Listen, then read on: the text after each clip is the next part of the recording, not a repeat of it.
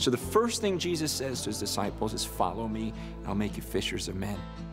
Last thing he says is, go and make these disciples, these people who follow me.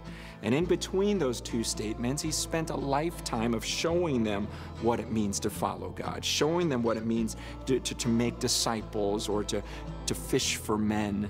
It's this idea of we get more and more people to come under the authority of God, to actually submit to him and live the way that God wants us to. And so he tells his disciples, he goes, follow me, and I'm going to teach you how to do this. He spends his whole life doing it. Then he goes, now go and do the same thing. Where it gets weird is that nowadays there are millions of people on this earth who call themselves followers of Jesus, but their lives look nothing like his. And they're not obeying the things that he called them to do. And yet in their hearts they're convinced they're followers.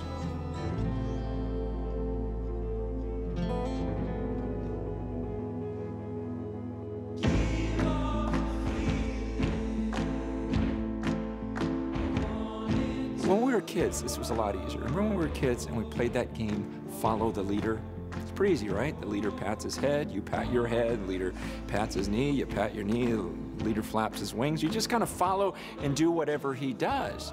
It's weird though, in the church we've done this weird thing where we go, well, the rules to follow Jesus are different than follow the leader. See, in follow Jesus, we don't actually have to do what he does. We just do it in our heart.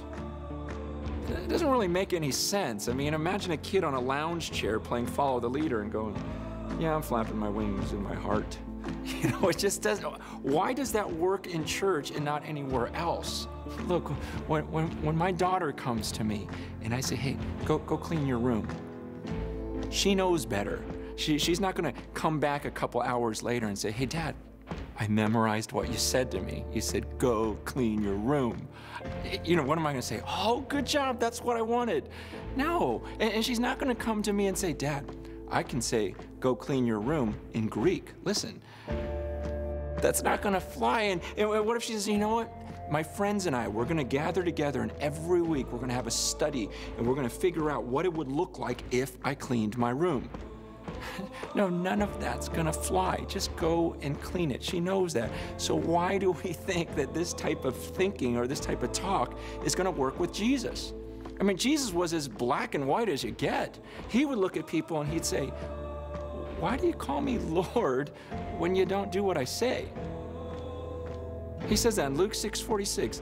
Why do you call me Lord when you don't do what I ask you to do? I mean, why would you call someone your master and then not listen to him? And he says in Matthew 7:21, he goes, listen, not everyone who says to me, Lord, Lord, is going to enter the kingdom of heaven. It's only the one who actually does the will of my Father who is in heaven.